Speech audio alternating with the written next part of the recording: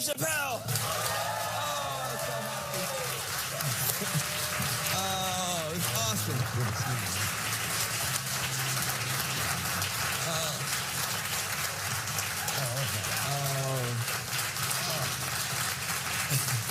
Good to see you. Good morning, nerds. Exactly. Who does it? Who's like, I'm going to go see the news live? Well, you have never endorsed anybody. You didn't endorse Obama. People came back from the dead, black people, to endorse Obama. What do you know about Ben Jealous that makes you want to come out and endorse Ben Jealous? What do I know about Dave Chappelle? I know exactly. I'm not, Van, I'm not a real political dude. Yeah. I'm somewhat of a cynic when it comes to politics. However, this particular election was exciting to me because Ben and I are like family. Our fathers were best friends. My dad was his godfather. Wow. And when I was growing up, I never met Ben. He was just like a picture on the wall. When I moved to New York to do stand-up, my dad said, you got a godbrother at Columbia, you should go and hook up with him. And Ben and I hooked up, and we became fast friends. First thing I realized about Ben, we're similar in age, but his intellect was daunting. Yeah.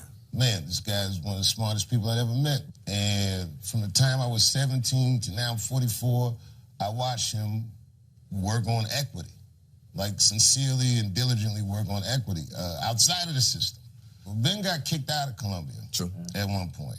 Protest. He was protesting. The university had bought the Audubon Ballroom where Malcolm X was assassinated, and they were going to demolish it. And Ben was incensed, and he was like, man, you got to come up to this protest with me.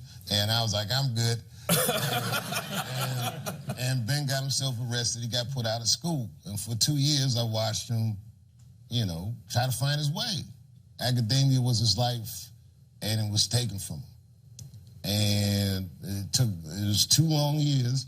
He got back into Columbia and killed it. Right. Got the Rhodes Scholarship. And it was very... First of all, that's hard to do right there. Yeah. That's right. And when he got the scholarship, excuse me, everyone was very proud of Ben. And my father said to Ben, he said, I'm very happy, I'm very proud that you won the scholarship. And then he said, my fear is that they're awarding you this scholarship so that you'll no longer be a threat. Pop was a gangster. My dad was a cynic, too. His dad went to Brown University at age 15. Wow. Yeah, I mean, that was him, not me. But it was also like 1953 or something. Yeah, well, it was not a comfortable time to be Brown at Brown. but my dad's fears were because he's from the generation where, we petitioned the system from the outside. This is a post-Obama world. We've seen a community activist become the president of the United States. Yeah. And these times are daunting, man. I mean, even as a comedian, I travel all around the country. It's cynical out here. It's polarized in a way that I've never seen it before. And I feel like Ben is a uniter. I feel like as a policymaker, he's imaginative, and he understands people, like actual people. So for a cynic like me, he restores my faith in an institution that takes an enormous amount of money from me. The government. Yeah, the government. That's right. It makes me understand that a person that I know and trust can actually participate in government at a very high level and affect real change that I think is pertinent. But you also are trying to build some interesting bridges. I want to show a clip that I think can get us off to a good start in this, trying to bridge some of these divides. Let's hear a little bit from Dave in your genre, as you say. Full disclosure, the poor whites are my least favorites.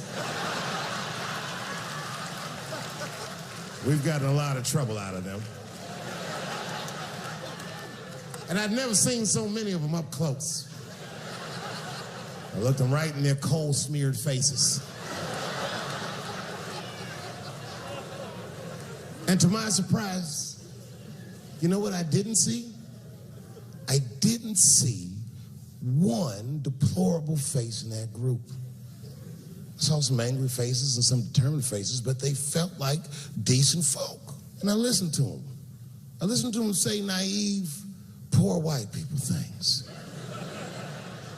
Man, Donald Trump's gonna go to Washington and he's gonna fight for us. I'm standing there thinking in my mind, you dumb mother.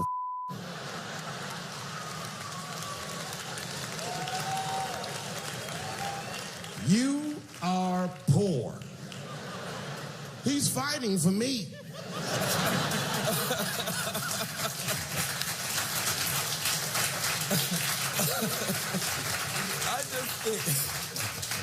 I just think that's such a brilliant distillation of where we are. People don't know. You live in rural Ohio. People think of you as this urban legend. You actually live in rural Ohio. Yes, I do. And now we're 2 years in. The economy has gotten better than it's continued to get better. What would you say to those folks who are still big Trump supporters today as we go into the midterms? You know, this is a tough question for me, Van. I got to tell you, first of all, the town that I live in is a small town. Yes. And it's like a little blue Bernie Sanders island in the Trump Sea. They love Donald Trump. I don't even know that they love him as much as they're frustrated, they're fed up, and a lot of these white people feel like their voices don't matter anymore. You know, that their concerns aren't important or what have you. So, to be honest with you, in the name of safety, I wouldn't tell him anything about that guy. I don't believe that I'll change him by his mind or anything. Right. But for me personally, I get along with everybody, whether I agree with them politically or not. Right. But I thought when you're actually trying to pull this democracy together, keep it from getting torn apart, you have to talk to everybody. You have to listen to everybody. That's right. I was out on the Eastern Shore, and I was giving a speech. And a guy who voted for Trump asked me what I thought about Medicare for all. And I said, I support it. He said, well, what if they won't do it at the federal level? I said, then we'll do it at the state level. He said, then I'll vote for you. Trump support. Yeah, I said, and I kind of stood up. I said, you voted for Trump, and now you're going to vote for the former national president of the NAACP. I said, tell me why. He said, I'm a finance manager at a car dealership. My bottom line is my business and my people. Neither one of them gets healthier until we can get health care we can afford. And if he won't do it, and you will, then I'll vote for you. There is this question, though, around Democrats versus Republicans. And you have people like Kanye West who's saying, listen, love you guys and Democrats. Excuse me 1 second.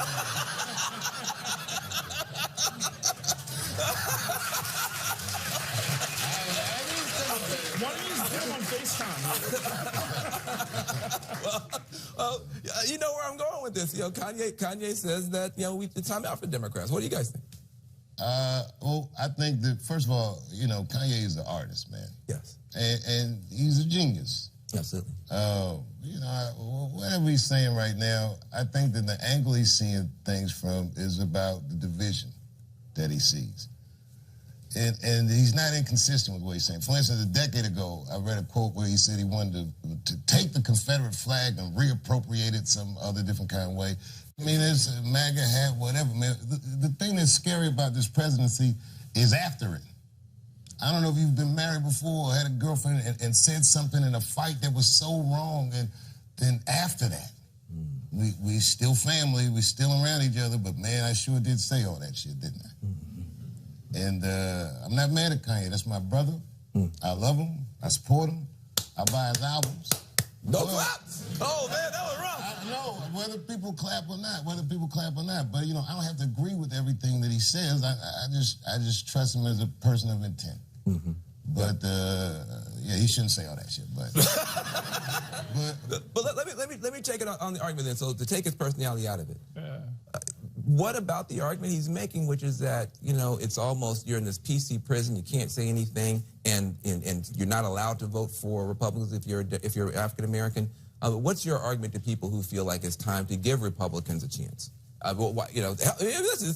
It's an argument being made by a minority. But I'll say this, I'm not a partisan dude. If he ran as a Republican, I'd vote Republican. If I got a chance to vote for somebody like this, I'm voting for somebody. This isn't about party, this is about ideas. That's right.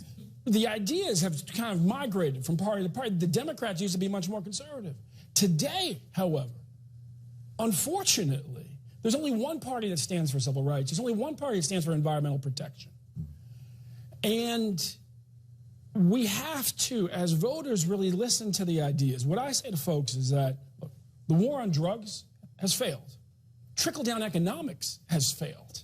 We have to have the courage to put ideas on the table that actually lift up working families, white, black, brown, Native American, Asian American. We've got to move beyond the labels of party and look at ideas, but let's also be clear. Donald Trump's party is Donald Trump's party, and what they stand for right now, we have to fight with everything we have.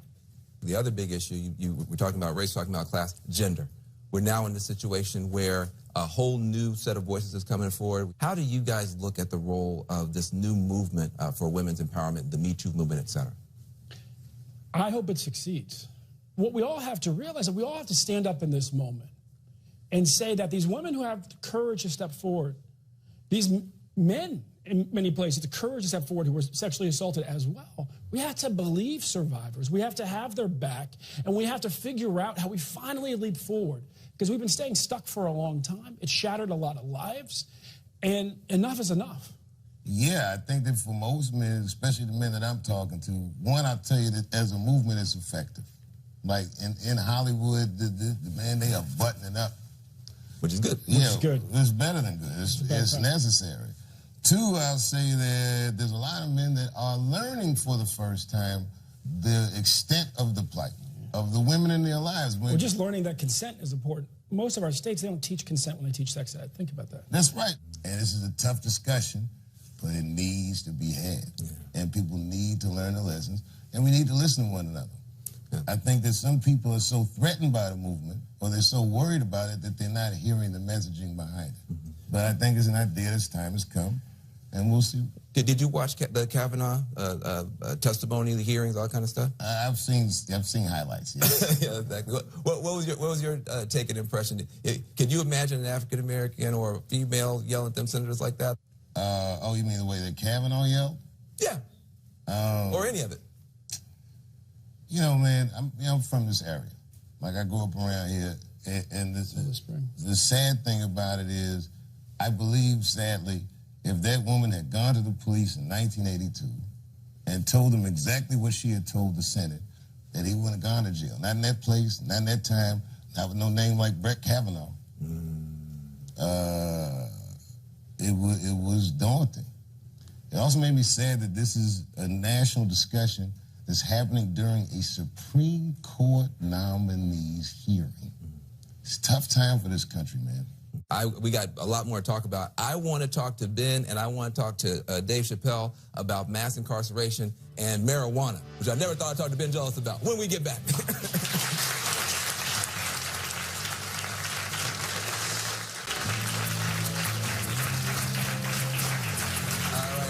Welcome back to the Van Jones Show. I'm here with comedy legend Dave Chappelle and the man that got him to wade into politics, Democratic nominee for the Maryland governorship, Ben Jealous. Give them both a round of applause to be back. What did you say to Ben Jealous to get him to be pro-marijuana decriminalization? Because I've known Ben for a long time, and that is not Ben's thing. So what did you must have done, he must have said something. I'm not nearly as fun as some of my friends. Exactly. I can testify that you are not. So what was that conversation like to get somebody like a Ben Jealous to be on board with decriminalizing marijuana? Well, Ben, you just got to be consistent. No, I'm just kidding.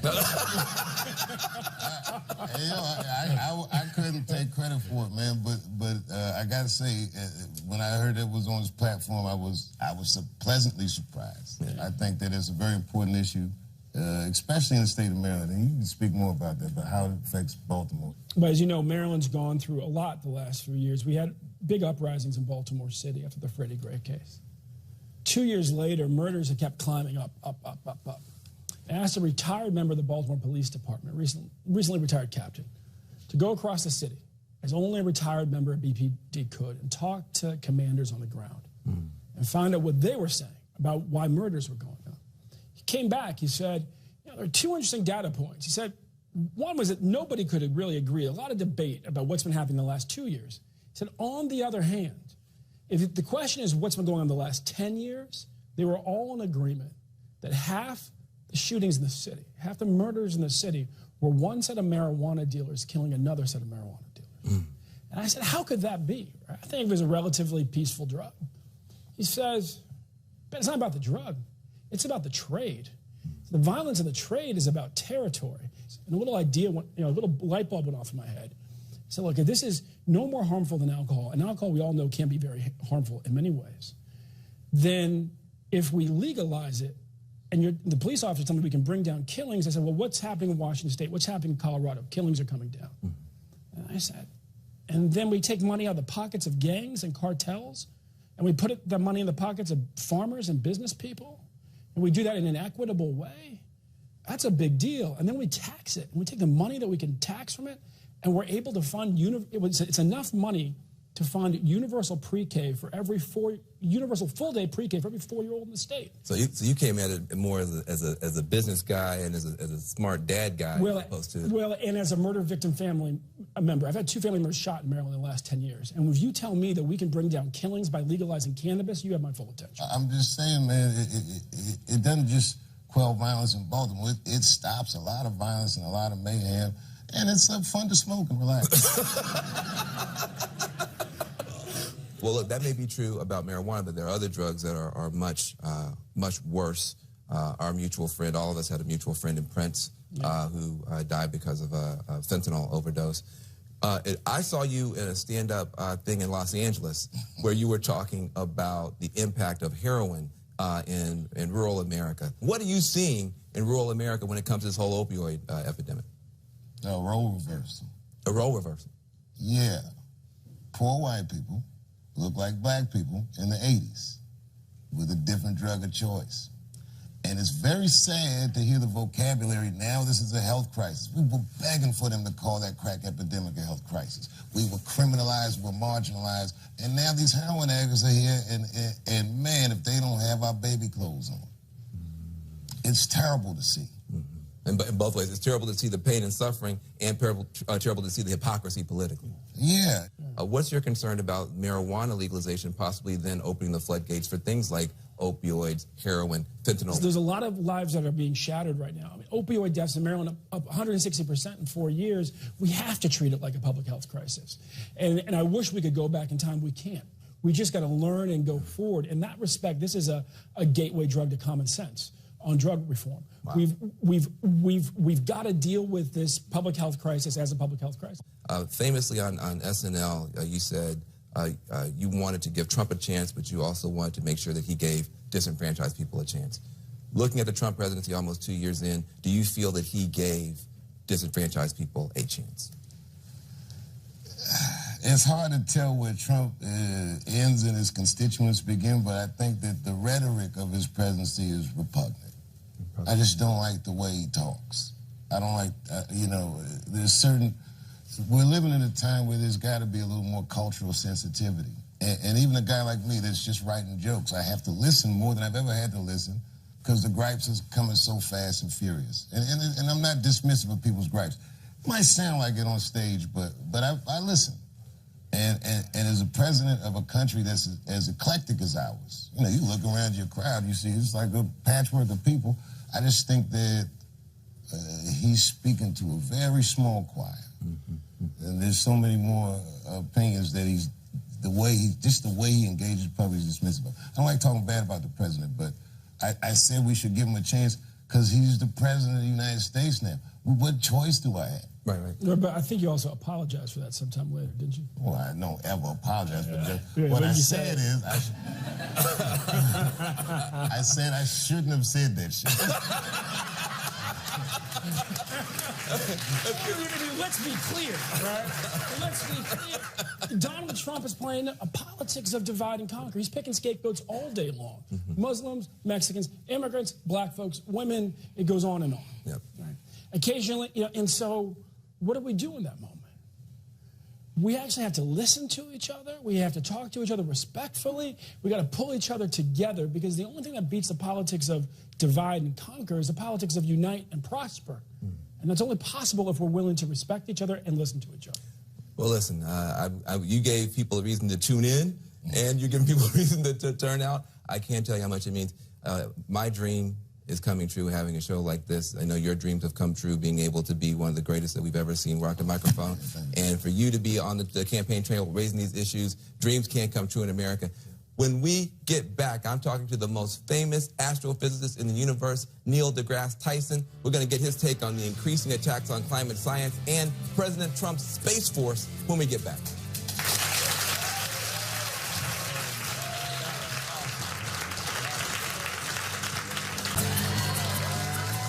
Welcome back to the Van Jones Show. My next guest is America's favorite scientist. He's an astrophysicist. He's the director of the Hayden Planetarium, and he is the author of 15 books.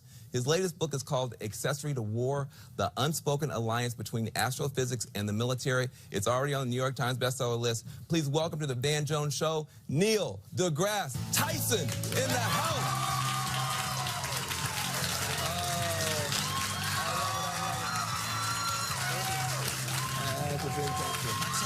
Really appreciate it. What are you doing here? Neil deGrasse Tyson, this is your life. Oh, my goodness. Thanks for having me, man. No, it's an honor to have you here. We're excited about it. Listen, you are somebody, you deal with facts. You deal with analysis, rationality. How are you handling this world now where it seems like it's facts over feelings, anger over analysis? Feelings over facts. Oh, yeah, feelings over facts, anger over analysis. As a scientist, I mean, how do you make sense of what's going on right now? Yeah, it's frustrating. All I can say is the universe is in good shape.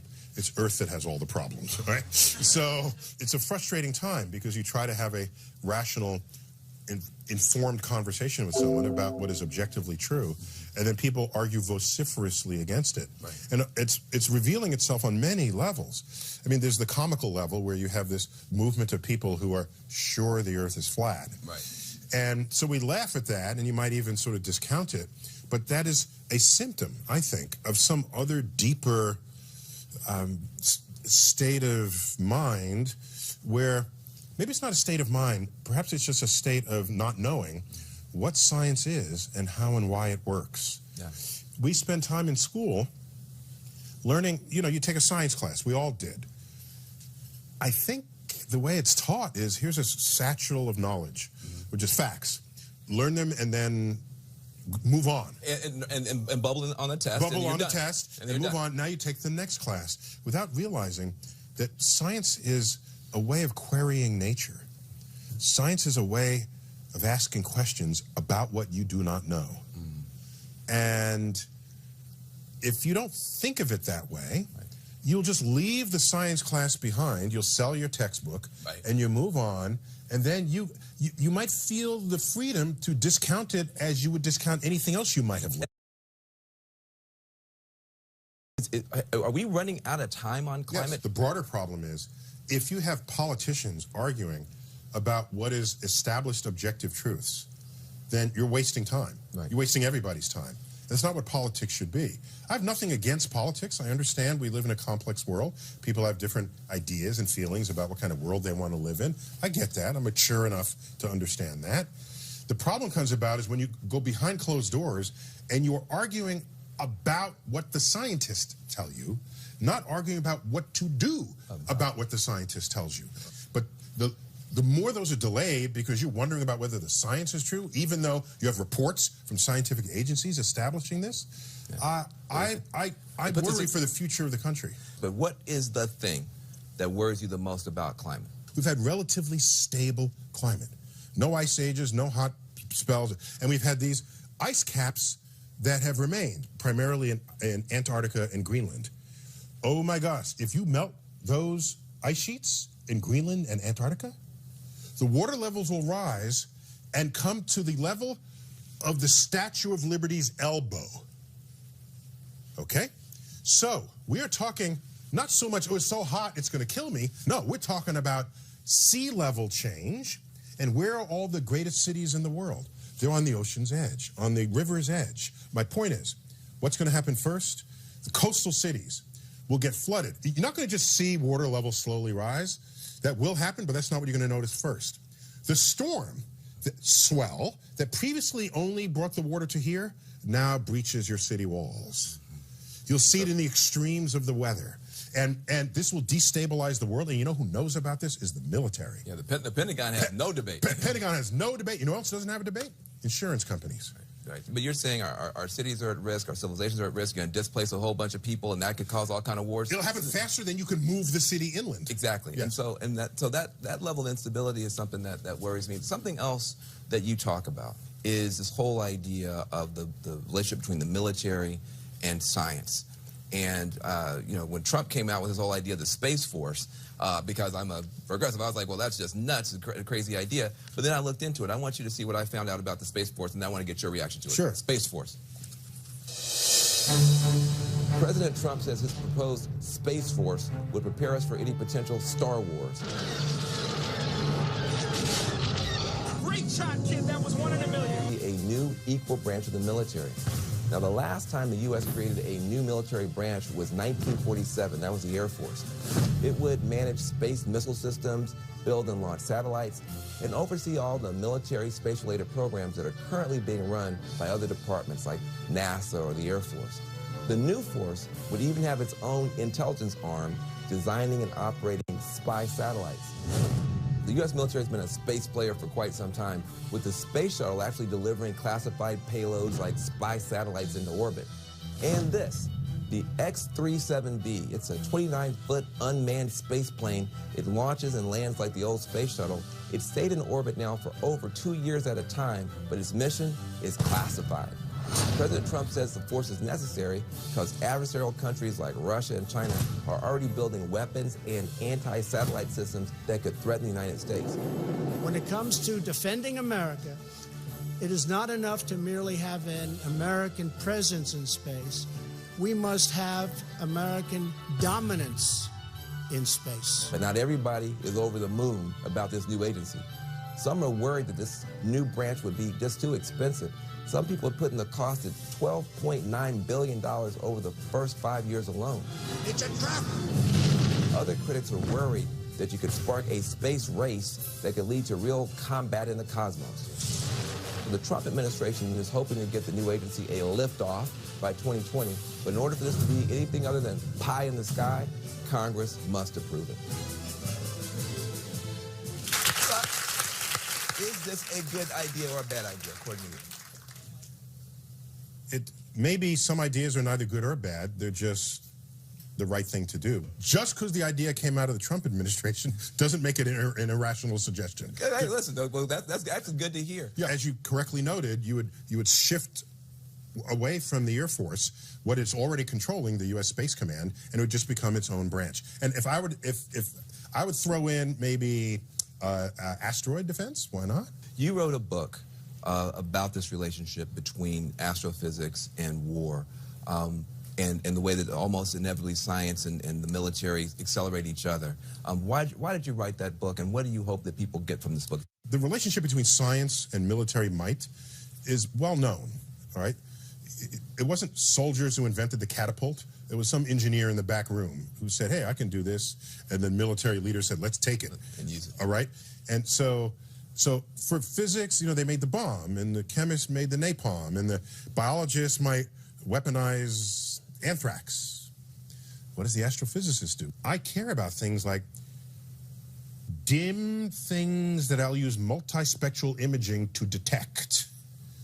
I care about sending moving spacecrafts to intersect moving objects in space. I care about navigation, where I am on the sky and where I am on Earth. And all of that could be used by the military. All of that. Yeah. Not only can be used, has been used. Are you trying to warn us about that, or are you just trying to make sure that we understand it? Help me understand your passion about that. Thank you. I grew up in New York City. It's a progressive city.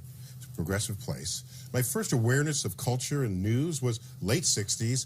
And what is the state of the Vietnam War on our conscience? The equation was war equals bad. Right. And I had no way to understand why there were statues of heroic soldiers in reference to other wars.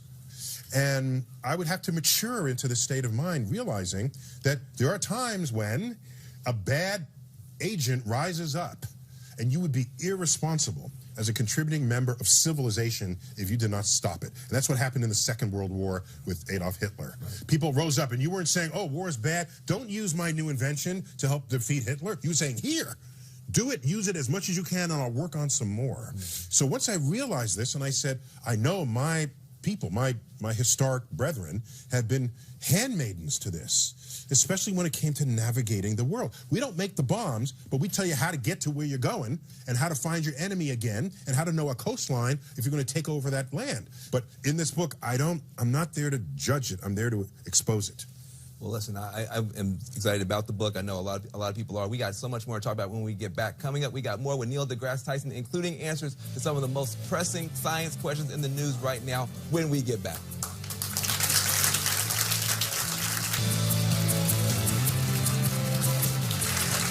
Welcome back to the Van Jones Show. I'm here with the most famous astrophysicist in the universe, Neil deGrasse Tyson. Time for a lightning round. Okay, let's do it. Here's my stuff. First of all, is Pluto a planet? Yes or no? No. Next. Get over it. Next. It's so wrong. It's so wrong. It ain't no business being it. Number 2. There is a skull-shaped asteroid that's coming toward the Earth during Halloween. Should I be scared? No. It'll come near us. We'll get some good shots of it. And I promise you, it will not look exactly like a human skull, in spite of the artist's renderings. It'll be far enough away, you don't have to worry about it. No, nothing to worry about. No, I promise you. Okay. What's the one thing that you know nothing about? Oh. Stumped him! No. I wish I knew how to compose music. In another life, that's what I'll do. I want to compose music for Broadway musicals. That's a fantasy of mine. Oh, that'd be nice. In a different life, yeah. Different life. You still got time. I said a different life, not this one. No. I'm busy. I got more to do in this life, okay? In the multiverse. Last question. Carl Sagan's gone. Stephen Hawking's gone. Yeah. Did you ever think, when you were a little black kid watching Carl Sagan, that at some point the most beloved scientist in America, maybe in the world, would be an African-American man? No, and I'm still a little bit freaked out. I don't view it as a personal achievement. I view it as evidence that people have everybody's got a little bit of geek in them. And I'm there tickling it for them, and I'm stimulating it, and it rises up, and they want more. And so my hope for the future is that this bit of stimulation gets people to want to care about what is objectively true, care about science, care about technology, care about the future of our country and the future of civilization itself. And if I'm a catalyst for that, that's great. I don't even have to be remembered for any of it. You know what I want on my tombstone? A quote from Horace Mann: "Be ashamed to die until you have scored some victory for humanity." Yeah, beautiful. Listen, Neil deGrasse Tyson, give his brother a round of applause. Thank you for being here. Everybody check out the book. It's called Accessory to War. I'm Van Jones, The Van Jones Show. Thank you for watching. Peace and love for one another.